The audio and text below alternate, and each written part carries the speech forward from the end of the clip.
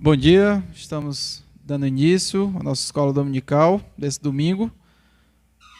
Vamos começar cantando o corinho de número 41, Acordar Bem Cedo para Buscar Poder.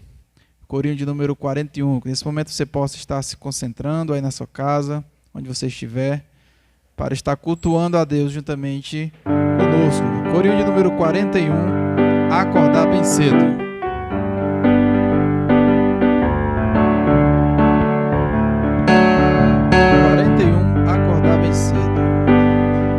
Acorda bem cedo pra buscar poder, ao romper do dia todo mal vencer. Sem esse poder não vai.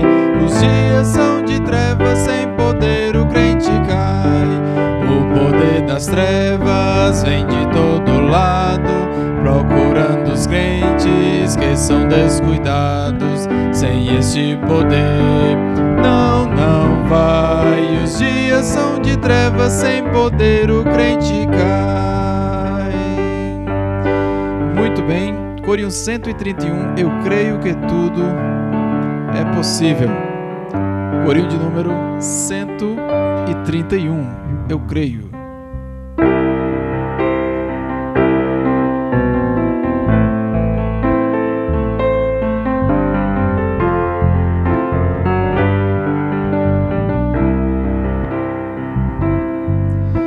Eu creio que tudo é possível e que nada é impossível para ti. Basta uma palavra tua e os montes se removerão. Eu creio que tudo é possível e que nada é impossível para ti. Basta uma palavra tua e os montes se removerão, pois contigo saltarei muralhas e também destruirei exércitos e serei mais que vencedor, pois contigo saltarei muralhas e também destruirei exércitos e serei mais que vencedor, e serei mais que vencedor.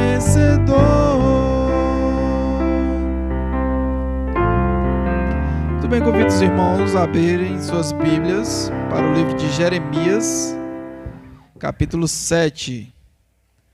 Jeremias, capítulo 7, vamos ler do verso 21 ao 34. Jeremias, capítulo 7, do verso 31 do 21 ao 34. A mera multiplicação dos sacrifícios e debalde. Assim diz o Senhor dos Exércitos, o Deus de Israel: ajuntai os vossos holocaustos aos vossos sacrifícios e comei carne, porque nada falei aos vossos pais no dia em que os tirei da terra do Egito, nem lhe ordenei coisa alguma acerca dos holocaustos ou sacrifícios. Mas isto lhes ordenei, dizendo: dai ouvidos à minha voz, e eu serei o vosso Deus, e vós sereis meu povo. Andai em todo o caminho que eu vos ordeno, para que vos vá bem. Mas não deram ouvidos, nem atentaram, porém andaram nos seus próprios conselhos e na dureza do seu coração maligno. Andaram para trás e não para diante. Desde o dia em que vossos pais saíram da terra do Egito até hoje, enviei-vos todos os meus servos, os profetas, todos os dias. Começando de madrugada, eu os enviei. Mas não me destes ouvidos. nem me atendestes. Endurecestes a cerviz e fizeste pior do que vossos pais. Dir-lhes-ás, pois, todas estas palavras, mas não te darão ouvidos. Chamá-los-á, mas não te responderão.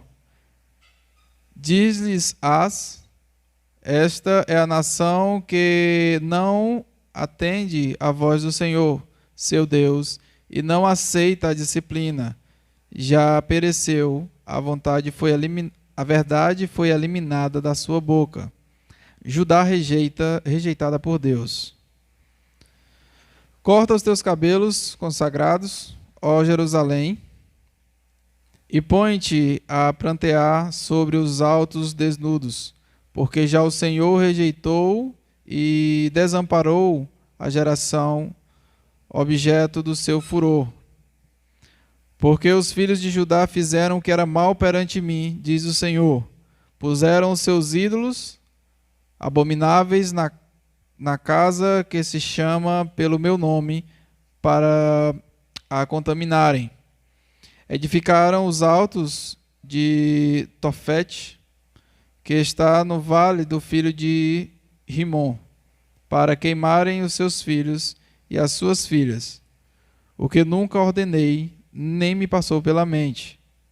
Portanto, eis que virão dias, diz o Senhor, em que já não se chamará Tofete, nem vale do filho de Rimon, mas o vale da matança. Os mortos serão enterrados em Tofete, por não haver outro lugar. Os cadáveres deste povo servirão de pastos às aves dos céus e aos animais da terra, e ninguém haverá que os espante. Farei cessar nas cidades de Judá e nas ruas de Jerusalém a voz de folguedo e a de alegria,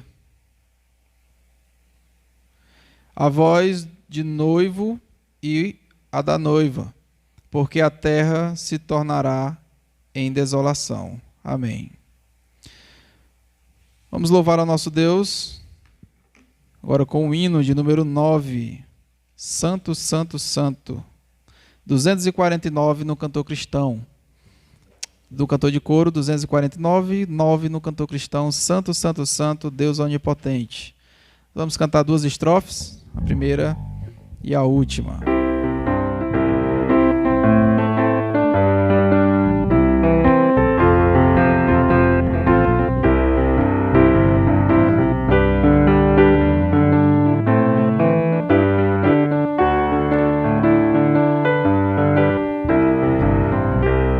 Santo, Santo, Santo, Deus onipotente,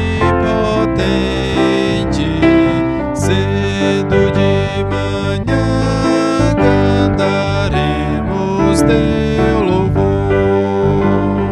Santo, Santo, Santo, Deus Jeová triuno, és um só Deus, excelso Criador. Santo, Santo, Santo, Deus onipotente, tuas obras louvam teu nome com fervor. Santo, Santo, Santo, justo e compassivo, és um só Deus, supremo Criador. Vamos ouvir agora o devocional com a família do irmão Francisco Silveira. É um prazer estar aqui com os irmãos, mesmo nessa situação difícil, mas estamos aqui para glorificar o nosso Deus, né? Agradeço a Deus por esta oportunidade e mais uma vez poder estar com os irmãos aqui nesse devocional. Vamos ouvir agora a leitura aqui do Pão Diário para nós.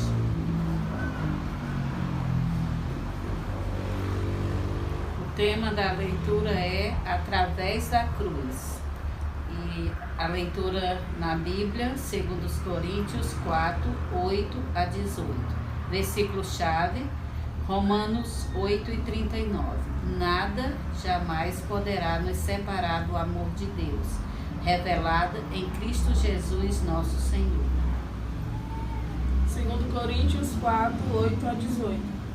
Em tudo somos atribulados, porém não angustiados, perplexos, porém não desanimados, perseguidos, porém não desamparados, abatidos, porém não destruídos, levando sempre no corpo o morrer de Jesus, para que também a sua vida se manifeste em nosso corpo. Porque nós que vivemos somos sempre entregues à morte por causa de Jesus, para que também a vida de Jesus se manifeste em nossa carne mortal. De modo que em nós opera a morte, mas em vós a vida. Tendo, porém, o mesmo espírito da fé, como está escrito, eu criei, por isso é que falei. Também nós cremos, por isso também falamos. Sabendo que aquele que ressuscitou, o Senhor Jesus, também nos ressuscitará com Jesus e nos apresentará convosco. Porque todas as coisas existem por amor de vós, para que a graça, multiplicando-se, torne abundantes as ações de graça por meio de muitos, para a glória de Deus. Por isso não desanimamos, pelo contrário, mesmo que o nosso homem exterior se corrompa, contudo o nosso homem interior se renova de dia em dia. Porque a nossa leve e momentânea tribulação produz para nós eterno peso de glória acima de toda a comparação. Não atentando nós nas coisas que se veem, mas nas coisas que se não veem, porque as que se veem são temporais, e as que se não veem são eternas. Muito bem. Leitura do devocional, 19 de julho, o título é Através da Cruz. Tomás tem uma cruz de vidro sobre a sua mesa, que foi presente de outro amigo em comum que sobreviveu ao câncer. Para ajudar a ver tudo através da cruz, ela sempre o lembra do amor e dos bons propósitos de Deus para ele. Essa ideia desafia muitos cristãos, especialmente em tempos difíceis.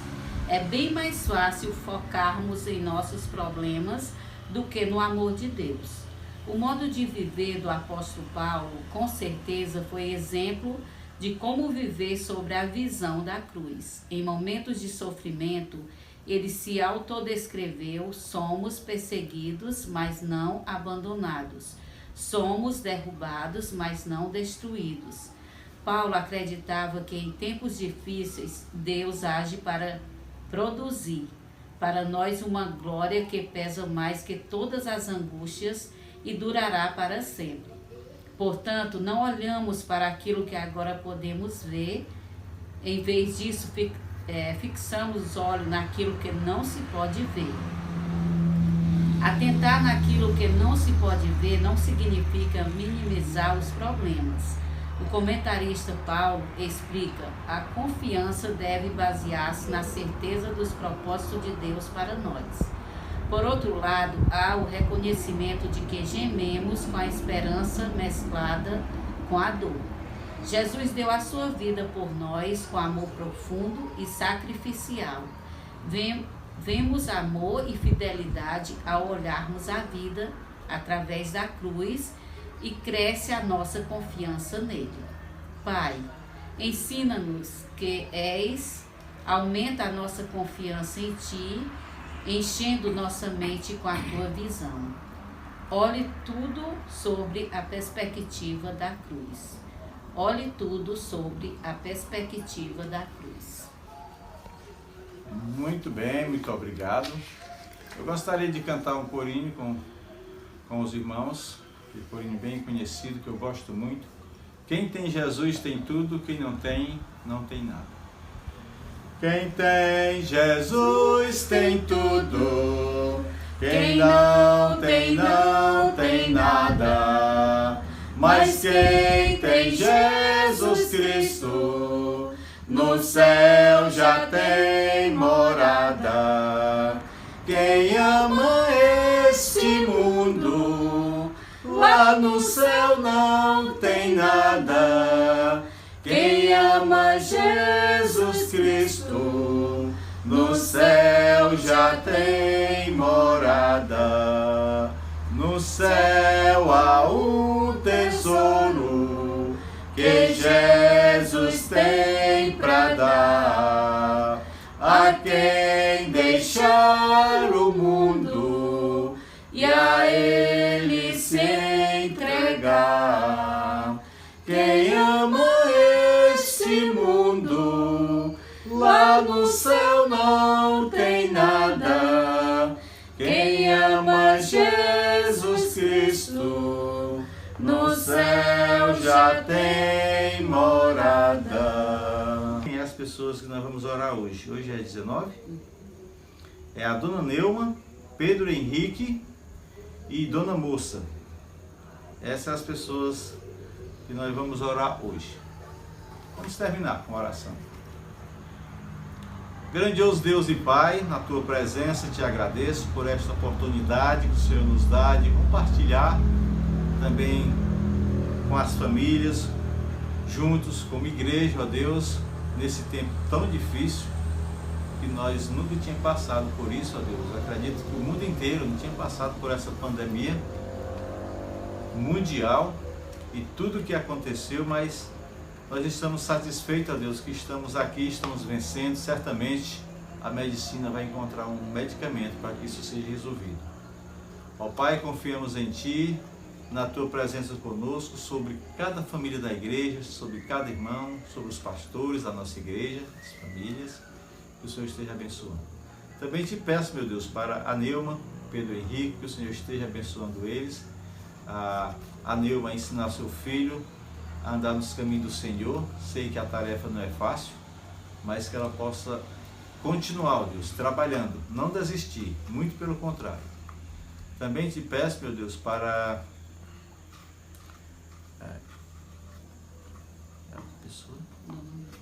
a Dona Moça também, que infelizmente está afastada da igreja, ó Deus, que ela possa, se realmente ela for uma convertida do Senhor Jesus Cristo, ela vai vir, ó Deus, no que seja na alegria, na dor, ela vai vir. Se não, ela fica para lá mesmo, ó Deus, se é isso o interesse dela, se ela tem prazer de estar na vida que ela está vivendo.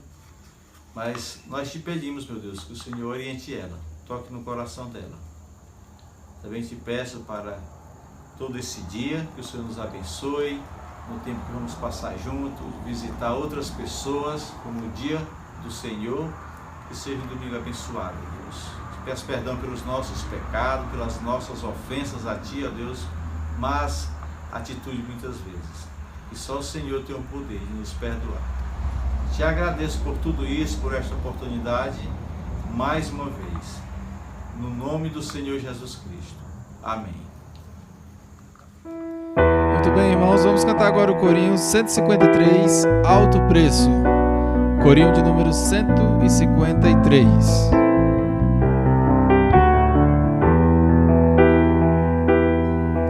Eu sei que foi pago um alto preço para que contigo eu fosse um meu irmão.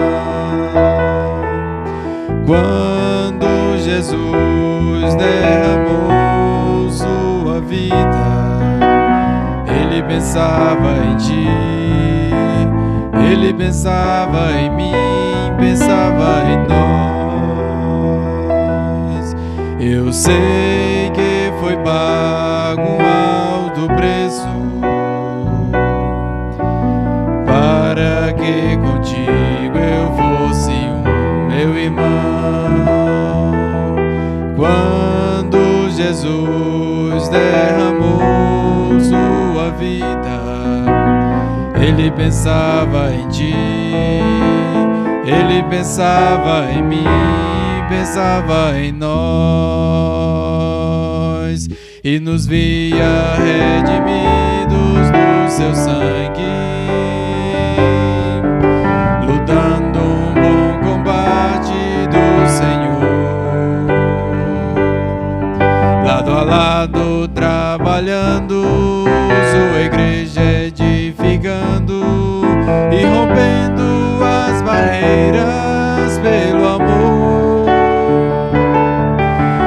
força do Espírito Santo, nós proclamamos aqui que pagaremos um preço em sermos um só coração do Senhor. E por mais que as trevas militem e nos tentem separar, com os nossos olhos em Cristo Jesus, unidos iremos andar. E na força do Espírito Santo, nós proclamamos aqui que pagaremos um preço em sermos um só coração do Senhor. E por mais que as trevas militem e nos tentem separar, com os nossos olhos em Cristo Jesus, unidos iremos andar. Unidos iremos andar. Para encerrarmos aqui o nosso tempo de louvor, vamos cantar o corinho A Deus Demos Glória, 250 no livro de coro, 15 no cantor cristão. Vamos também cantar 2 estrofes desse hino. E logo após nós vamos ouvir a meditação com o pastor João Marcos. 250 no seu livro de coro, 15 no cantor cristão. A Deus demos glória.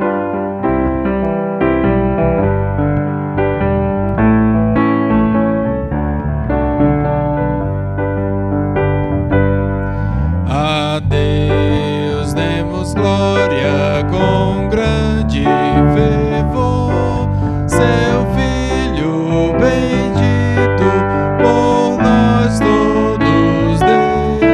A graça concede ao mais vil pecador, abrindo-lhe a porta de entrada nos céus.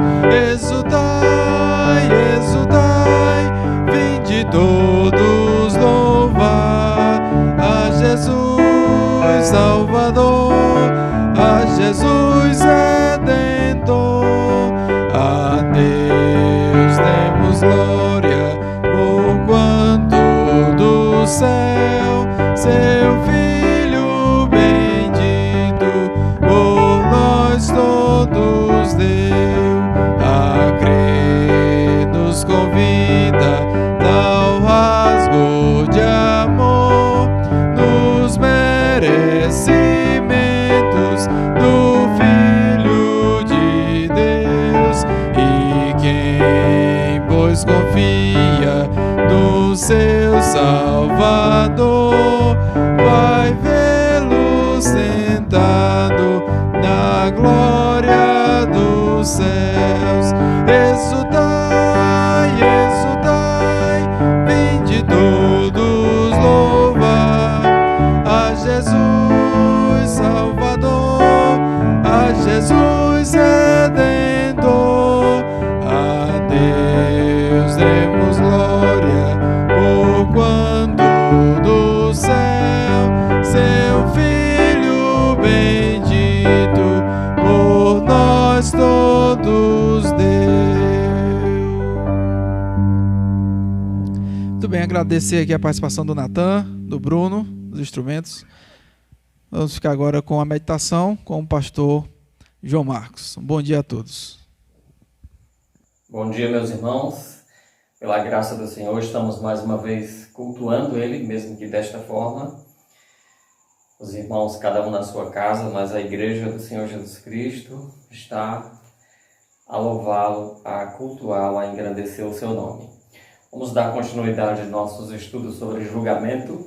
Nós já vimos os julgamentos proibidos, 4 tipos. Estamos vendo agora os 4 tipos de julgamentos permitidos pela Bíblia. Nós já vimos o primeiro na lição passada, que é julgar pela reta justiça. Vimos muita coisa que envolve julgar pela reta justiça. O segundo é permitido julgar pessoas por ações erradas. 3. Permitido julgar costumes e procedimentos para aprovação ou não na igreja. Costumes e procedimentos para aprovação ou não na igreja. 4. Permitido julgar brigas entre irmãos. Nós já vimos o primeiro, como disse, julgar pela reta justiça. Vamos ver o segundo hoje, que é permitido julgar pessoas por ações erradas. Antes vamos orar, pedir a instrução do Senhor. Nosso Deus, te damos graças por estarmos mais uma vez diante da Tua Palavra, diante de assuntos importantes para a nossa vida cristã, nosso convívio uns com os outros, enquanto estamos neste mundo cheio de pecados, com a nossa natureza ainda pecaminosa. Ajuda-nos, Senhor, neste tema, neste assunto tão importante, que é fazer julgamentos corretos, conforme a Tua Palavra nos ensina. Abre nossos entendimentos e nos coloca dispostos à obediência, a obedecer ao Senhor, no que a Tua Palavra nos manda. Nós pedimos e agradecemos em nome de Jesus Cristo. Amém. Muito bem, irmãos, permitido julgar pessoas por ações erradas. Esse tipo de julgamento, ele não entra no mérito das intenções, né? Nós já vimos que julgar intenções do coração, isto é um tipo de julgamento errado. Aqui é apenas fatos concretos. Então é permitido julgar pessoas por ações erradas, por fatos concretos. Jesus Cristo fez isso, os apóstolos fizeram isso, eles não hesitaram em julgar pessoas que agiam de maneira errada, inclusive citando nomes muitas vezes. Vamos ver alguns exemplos de Jesus, de Paulo, de Pedro, de João. Eu tenho vários textos aqui. Tem um texto que é bem longo, mostrando um exemplo de Jesus em relação aos fariseus em geral. Nós vamos para lá, Mateus 23, versículos 13 a 36. Nós vamos ler esse texto, não vamos comentá-lo no seu todo, não vamos fazer a exposição, apenas vamos ler o texto e identificar que o que Jesus está fazendo. Nós vamos ver que Jesus aqui está se referindo, julgando procedimentos, né? Julgando fatos, julgando ações da parte dos fariseus. Mateus 23, versículos 13 até o 36. Diz assim a palavra de Deus. Ai de vós, escribas e fariseus hipócritas, porque fechais o reino dos céus diante dos homens, pois vós não entrais, nem deixais entrar os que estão entrando. Ai de vós, escribas e fariseus hipócritas, porque devorais as casas das viúvas, e para o justificar fazeis longas orações, por isso sofrereis juízo muito mais severo. Ai de vós, escribas e fariseus hipócritas, porque rodeais o mar e a terra para fazer um prosélito, e uma vez feito, o tornais filho do inferno 2 vezes mais do que vós. Ai de vós, guias cegos, que dizeis, quem jurar pelo santuário, isto é, nada. Mas se alguém jurar pelo ouro do santuário, fica obrigado pelo que jurou. Insensatos e cegos, pois qual é maior, o ouro ou o santuário que santifica o ouro? E dizeis, quem jurar pelo altar, isso é nada. Quem, porém, jurar pela oferta, que está sobre o altar, fica obrigado pelo que jurou. Cegos, pois qual é maior, a oferta ou o altar que santifica a oferta? Portanto, quem jurar pelo altar, jura por ele e por tudo que sobre ele está. Quem jurar pelo santuário, jura por ele e por aquele que nele habita.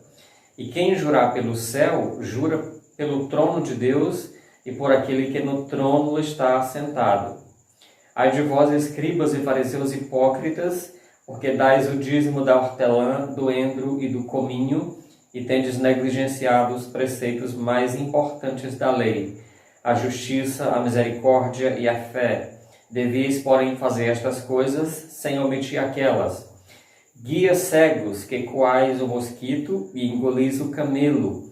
Ai de vós, escribas e fariseus hipócritas, porque limpais o exterior do copo e do prato, mas estes por dentro estão cheios de rapina e intemperança. Fariseu cego, limpa primeiro o interior do copo, para que também o seu exterior fique limpo. Ai de vós, escribas e fariseus hipócritas, porque sois semelhantes aos sepulcros caiados, que por fora se mostram belos, mas interiormente estão cheios de ossos de mortos, de toda a imundícia.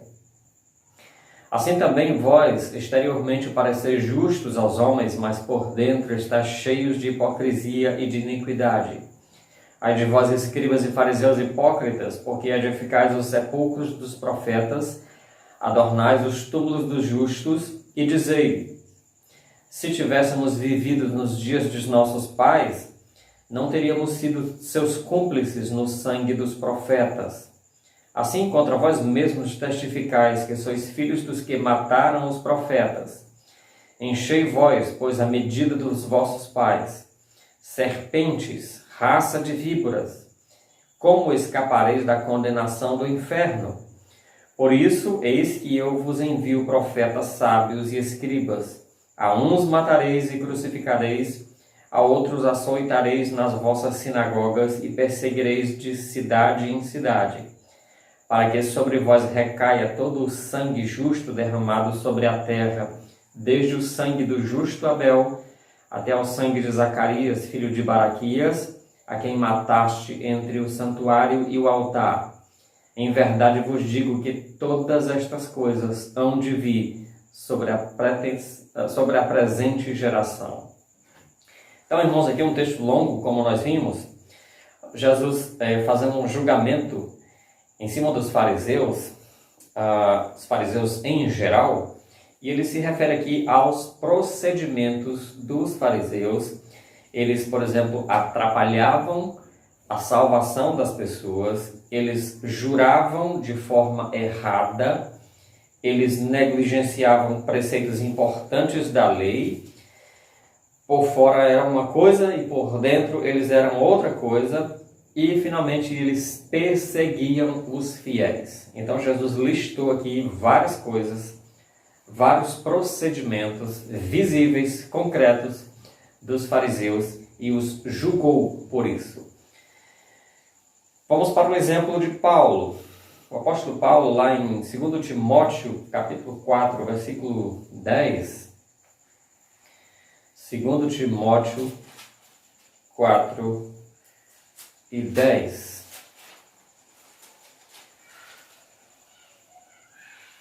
Diz assim: porque Demas, tendo amado o presente século, me abandonou e se foi para Tessalônica. Aqui ele está falando de Demas, fazendo um julgamento sobre Demas, um julgamento sobre coisas concretas, sobre fatos concretos. Ele diz que Demas amou o presente século e me abandonou. Então são fatos reais, fatos visíveis, fatos que realmente aconteceram, que não há nenhuma dúvida, não apenas intenções do coração, mas fatos concretos. Ainda aqui no capítulo 4 de 2 Timóteo, Paulo ainda fala de Alexandre, o latoeiro, versículos 14 e 15. Ele diz: Alexandre, o latoeiro, causou-me muitos males. O Senhor lhe dará a paga segundo as suas obras. Tu, escrevendo a Timóteo, falando a Timóteo, Paulo diz: tu, guarda-te também dele, porque resistiu fortemente às nossas palavras. Então, sobre Alexandre, o latoeiro, Paulo diz que ele causou-lhe muitos males. Fatos reais. Vamos para um exemplo de Pedro.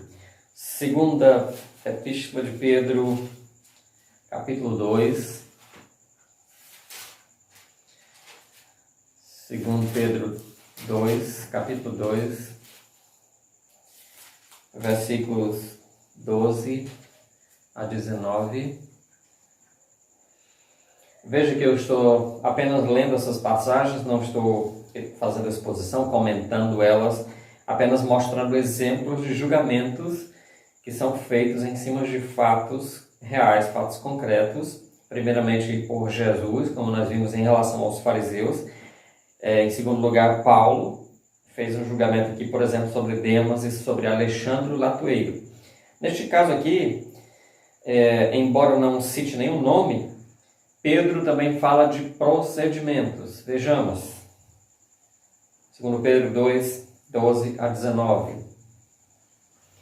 Diz assim: esses, todavia, como brutos e racionais, naturalmente feitos para presa e destruição, falando mal daquilo em que são ignorantes, na sua destruição também hão de ser destruídos, recebendo justiça por salário da injustiça que praticam, considerando como prazer a sua luxúria carnal em pleno dia, quais nódoas e deformidades eles se regalam nas suas próprias mistificações, enquanto banqueteiam junto convosco, tendo os olhos cheios de adultério e insaciáveis no pecado, engodam almas inconstantes, tendo o coração exercitado na avareza, filhos malditos, abandonando o reto caminho, se extraviaram seguindo pelo caminho de Balaão, filho de Beor, que amou o prêmio da injustiça,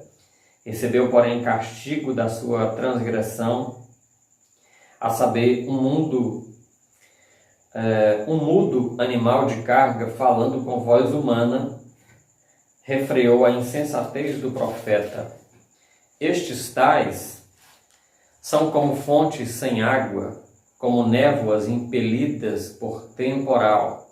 Para eles está reservada a negridão das trevas. Porquanto, proferindo palavras jactanciosas de vaidade, engodam com paixões carnais por suas libertinagens aqueles que estavam prestes a fugir dos que andam no erro, prometendo-lhes liberdade quando eles mesmos são escravos da corrupção, pois aquele que é vencido fica escravo do vencedor. São textos interessantes.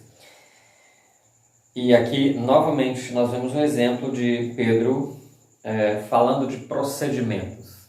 Falando dos procedimentos daquelas pessoas. Ele estava falando para pessoas que ele não cita o nome, não a cita pelo nome.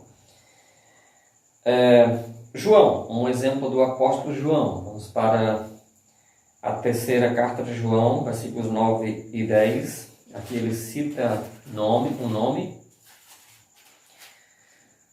3 João, versículos 9 e 10. Diz assim: escrevi alguma coisa à igreja, mas Diótrefes, que gosta de exercer a primazia entre eles, não nos dá acolhida. Por isso, se eu for aí, far-lhe-ei lembradas as obras que ele pratica, proferindo contra nós palavras maliciosas. E não satisfeito com estas coisas, nem ele mesmo acolhe os irmãos, como impede os que querem recebê-los e os expulsa da igreja. Então João fala de Diótrefes, diz que ele gosta de exercer a primazia e que ele não nos dá acolhida. Então João aqui claramente fala de obras que ele pratica, né? Sempre tratando de fatos. Irmãos, aqui são apenas exemplos que nós estamos escolhendo, alguns exemplos da palavra de Deus, de Jesus Cristo, dos apóstolos, que fizeram este tipo de julgamento, julgando pessoas por ações erradas, baseado em fatos concretos, não apenas em intenções dos corações daquelas pessoas.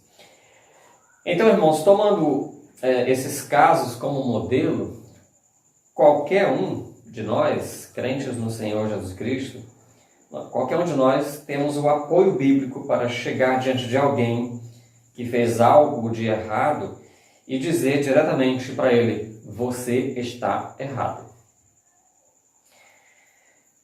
E se o irmão vier com aquela lição de moral que é costumeira de dizer, citar o que Jesus disse em relação à trave no olho, isso é muito comum, né?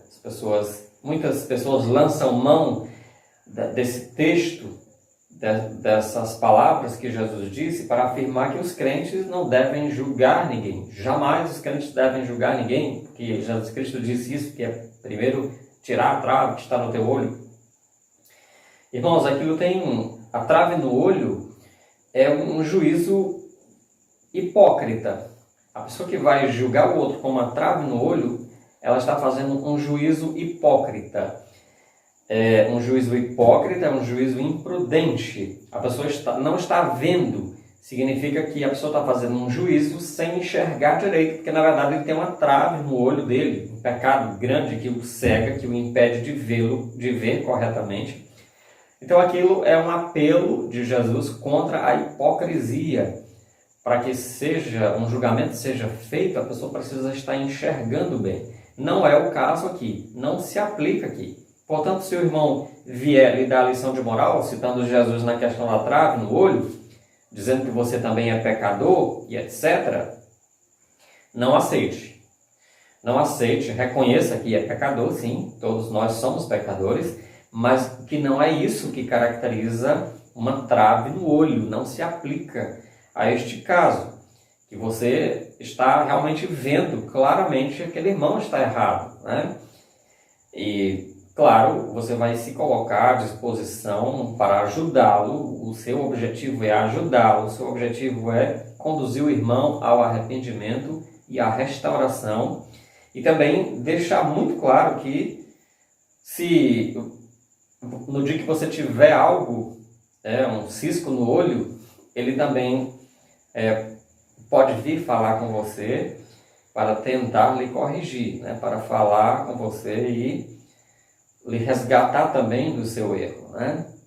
Você deixar bem claro para ele que você também está pronto para ouvir. Se no momento ele tem algo contra você, você pode tratar disso, esclarecendo que, neste caso, não se aplica a ideia da trave, de primeiro tirar a trave do olho. Você está realmente enxergando muito bem.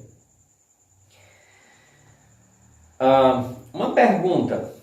É obrigatório sempre confrontar qualquer pessoa que tenha cometido ou esteja na prática de qualquer pecado? É obrigatório isso? A Bíblia obriga isso? Se é pecado contra você, sim, você é obrigado a ir tratar. Você precisa confrontar. É o que diz lá em Mateus 18, que nós vamos ver um pouco mais à frente. Não sendo contra você, a Bíblia não está lhe obrigando claramente a ir tratar aquele irmão. Mas caso você tenha sido afetado, caso você tenha se ofendido com o erro do irmão, então é com você, mesmo que seja indiretamente. Se você se sentiu ofendido, é com você e você deve tratar, você precisa confrontar o irmão. Se você não foi ofendido, se você apenas viu a pessoa no erro, não se ofendeu com aquilo, a Bíblia, na verdade, não está lhe obrigando a ir tratar aquilo com o irmão. Caso você decida ir, você pode ir. Não há uma regra muito clara sobre isso, né? É muito bom você ir porque é uma forma de você ajudar ao seu irmão. Importante é ter o propósito bem definido, visando a edificação. Não adianta simplesmente falar por falar, você tem que ter em mente a restauração do irmão, a edificação daquele irmão. E se você resolve não falar com o irmão faltoso, isso impede de dizer que ele errou? Isso lhe impede de afirmar que ele errou? Não, o erro dele não desapareceu ou não ficou menor simplesmente porque você não o confrontou. Por exemplo, se num jogo de futebol um irmão se comportou mal, todos viram o comportamento daquele irmão naquele jogo de futebol, todos os presentes notaram, e aí alguém vem e lhe pergunta: o que você achou? Então você deve ser franco. Eu acho que ele errou, o irmão realmente errou. Então, não esconder o erro, né? Mesmo que você não esteja ali na obrigatoriedade de confrontar o irmão, mas você nunca pode negar o erro, passar por cima do erro, deixar de apontar o erro, e muito bom que você decida confrontar o irmão, ajudar o irmão.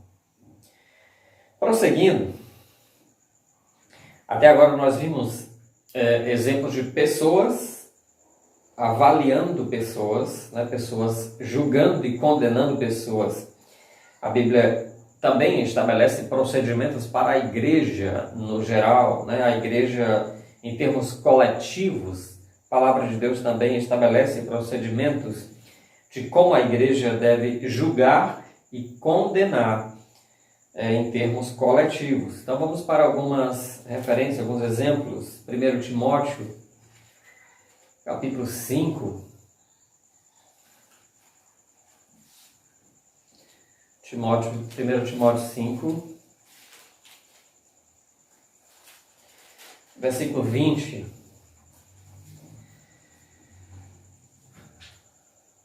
Diz assim: quanto aos que vivem no pecado, repreende-os na presença de todos, para que também os demais temam. Então aqui, irmãos, Paulo está exortando diretamente a Timóteo, para uma pessoa, mas exortando para os procedimentos na igreja. E ele exige a repreensão pública de alguém que cometeu um pecado aqui. Aos que vivem pecando. Note bem isso, né? Devemos notar isso. Quem deveria ser repreendido publicamente? É qualquer pecador? Não, não é qualquer pecador, todos nós somos pecadores. Paulo deixa bem claro aqui que é o que vive na prática do pecado. O versículo 20 diz: quanto aos que vivem no pecado.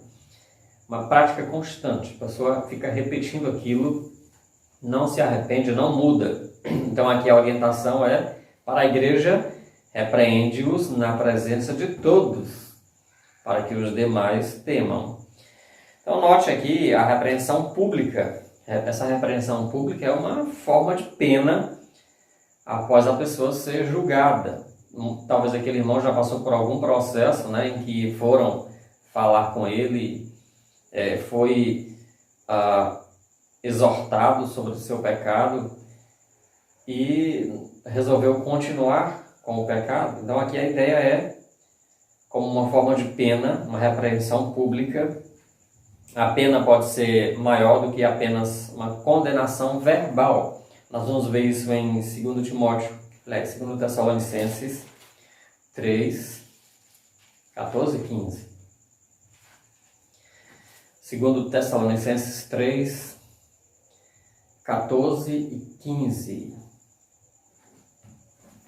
Diz assim: caso alguém não preste obediência à nossa palavra dada por esta epístola, notai-o, nem vos associeis com ele, para que fique envergonhado. Todavia, não o considereis por inimigo, mas adverti-o como irmão. A palavra notar aqui tem um significado geral de marcar, de anotar, de distinguir pela marca. Nós não sabemos exatamente como seria esse notai, não é bem clara essa ideia, como é marcar esta pessoa, mas certamente é algo mais que apenas uma repreensão pública, é algo mais forte, né? Notai esse irmão. Talvez, muito provavelmente, a leitura do nome ali em público, ou algum tipo de advertência formal em público, na presença de todos, seja como for o caso, aqui ele deveria ser exposto publicamente, com o objetivo de envergonhar para o arrependimento. Finalmente, a pena máxima pode ser a exclusão da igreja. Vamos ver Mateus 18, versículos 15 a 18. Esse é o texto clássico, né, para as orientações sobre como tratar com o irmão em pecado. Mateus 18, versículos 15 a 18.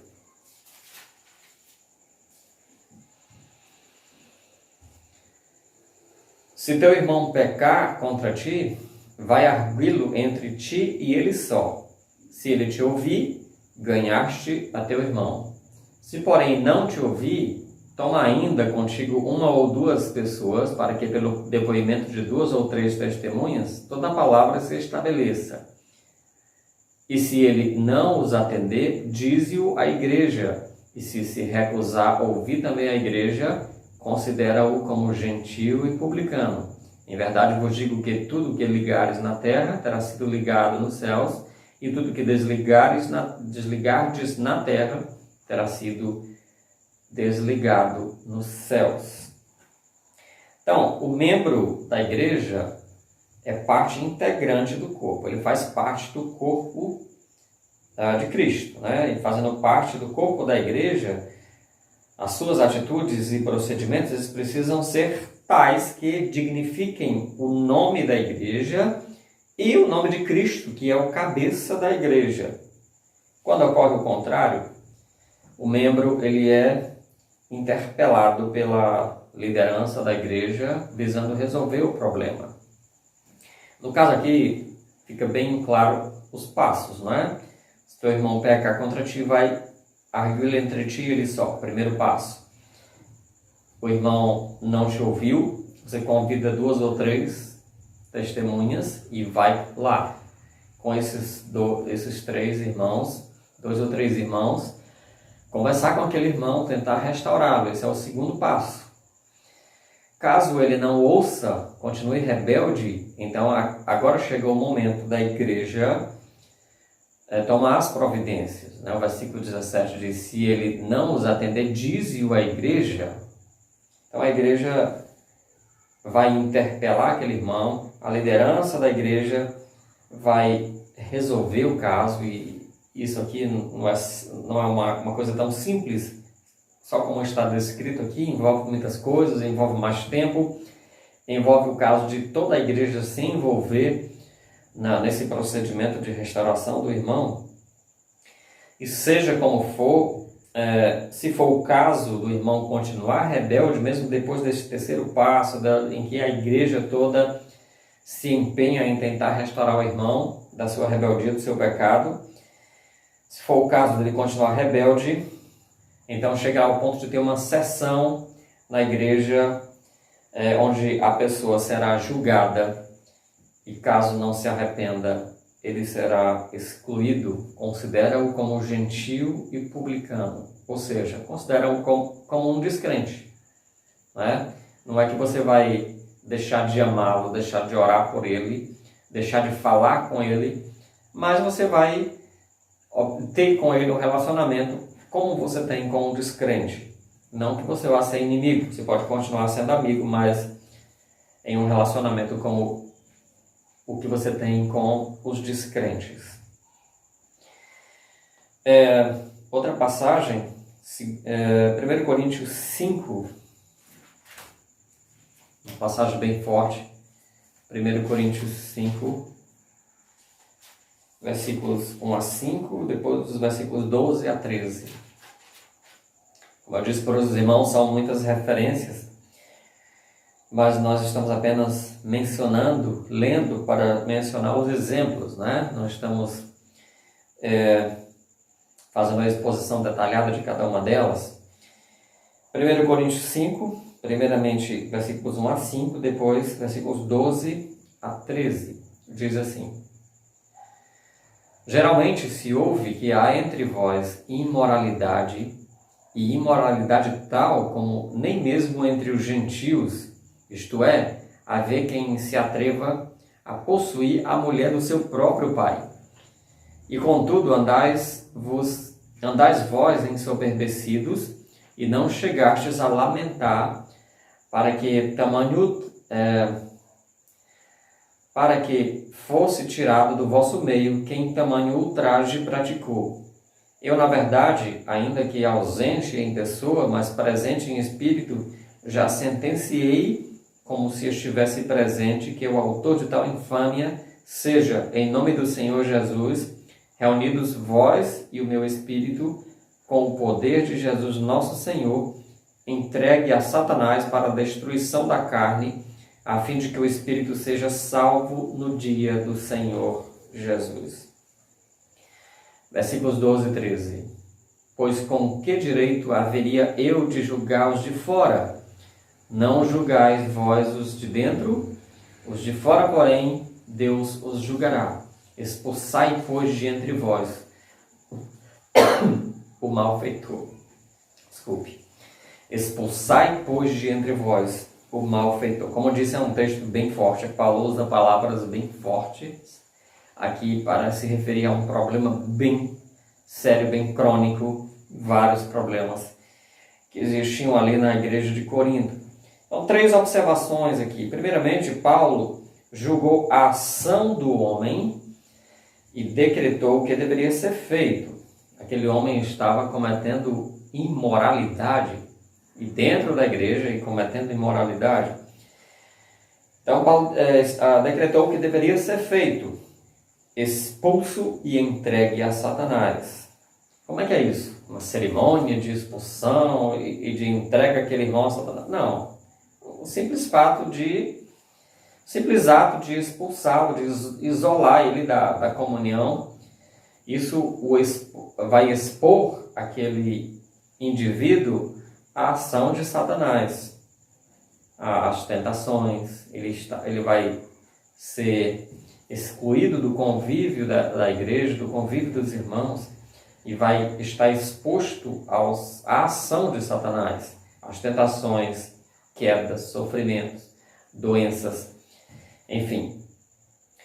Então, a primeira coisa aqui, primeira observação: Paulo julgou a ação do homem e decretou o que deveria ser feito. Segundo, é importante, pois estabelece um princípio. A igreja tem o direito e dever de julgar os de dentro, ou seja, os membros. A igreja tem o direito e o dever de julgar os membros, os de dentro. Versículo 12 deixa isso claro, né? Pois com que direito haveria eu de julgar os de fora? Não julgueis vós os de fora. Então, julgar os de dentro. A igreja tem esse dever, tem esse direito. E em terceiro lugar, no versículo 13, Paulo ordena fortemente à igreja que expulse o homem. No versículo 13 diz: os de fora, porém, Deus os julgará. Expulsai, pois, de entre vós o malfeitor. Então, eu encerro esse estudo lembrando que, embora autorizados pela palavra de Deus a julgar as ações dos outros, nós não somos autorizados a julgar, mesmo que sejam essas ações, mesmo que sejam esses fatos concretos, com a sensação de superioridade, como nós vimos no nosso primeiro estudo, que é proibido julgar os outros com a ideia de que nós somos superiores. Nós não somos autorizados a julgar o que parece ter sido um procedimento errado, mas não foi. Foi a segunda lição sobre julgamento proibido. Nós não somos autorizados a julgar a intenção do coração do outro, apenas intenções. Aqui estamos falando de atos comprovados. E também nós não somos autorizados a julgar essas ações dos outros como algo que parece ser biblicamente errado, e não é. O que os fariseus faziam com o Senhor Jesus Cristo. Essa foi a quarta forma errada de julgamento que abordamos, né? Julgar o que parece ser biblicamente errado e não é. A pessoa não entende bem do assunto, não tem conhecimento bíblico sobre o assunto e entende que algo é errado, algo é proibido pela palavra de Deus, sem que aquilo seja uma questão de falta de conhecimento da palavra de Deus. Então é proibido, nós não somos autorizados a fazer julgamentos, mesmo que julgando ações concretas, fatos reais, não somos autorizados a julgar com esses 4 tipos de sentimentos ou procedimentos aqui. E algo importante para lembrarmos sempre: estejamos sempre atentos para a sinceridade do nosso propósito ao julgar. Se quando nós vamos julgar, o que está no nosso propósito é ajudar o irmão, restaurar o irmão, e não de humilhá-lo, não de esmagá-lo. Então, é importante estarmos atentos para a sinceridade dos nossos propósitos ao fazer esses julgamentos. Importante sermos humildes ao julgar, lembrando que nós também somos pecadores e somos sujeitos a julgamento como pecadores também. E não fujamos da responsabilidade de julgar pessoas, né? Às vezes queremos fugir da responsabilidade de julgar, né? Achando que não é para julgar de jeito nenhum. Isto não é correto. Mas que nós possamos fazer isso pedindo sabedoria para fazer nos momentos certos, fazer pelos motivos certos e também pelos métodos certos, como a palavra de Deus nos ordena. Nós precisamos buscar conhecimento, sabedoria na palavra de Deus e pedir ao Senhor para que nós não erremos. Há certos casos que são muito complexos e é praticamente impossível não cometermos alguns erros, mas precisamos estar muito atentos com o coração humilde, entendendo que somos falhos e que nós também estamos sujeitos a julgamento, e ser humildes ao julgar algum erro do outro e ser humildes também ao sermos julgados por algum erro. Que o Senhor nos abençoe, que o Senhor nos dê sabedoria, que o Senhor nos capacite a não errar, a buscarmos o procedimento adequado, correto dentro da palavra de Deus ao julgar ações concretas, fatos reais, que são colocados ali e visíveis na vida de qualquer que seja um irmão. Que o Senhor nos abençoe. Amém. Oremos. Nosso Deus, te agradecemos por tua palavra. Pedimos ao Senhor que nos oriente, que nos dê sabedoria diante deste assunto. Precisamos tanto que o Senhor nos dirija, que o Senhor nos prepare o nosso coração, nos dê um coração humilde e nos dê também a palavra correta ao abordarmos os erros uns dos outros. Nós pedimos e agradecemos em nome de Cristo Jesus. Amém.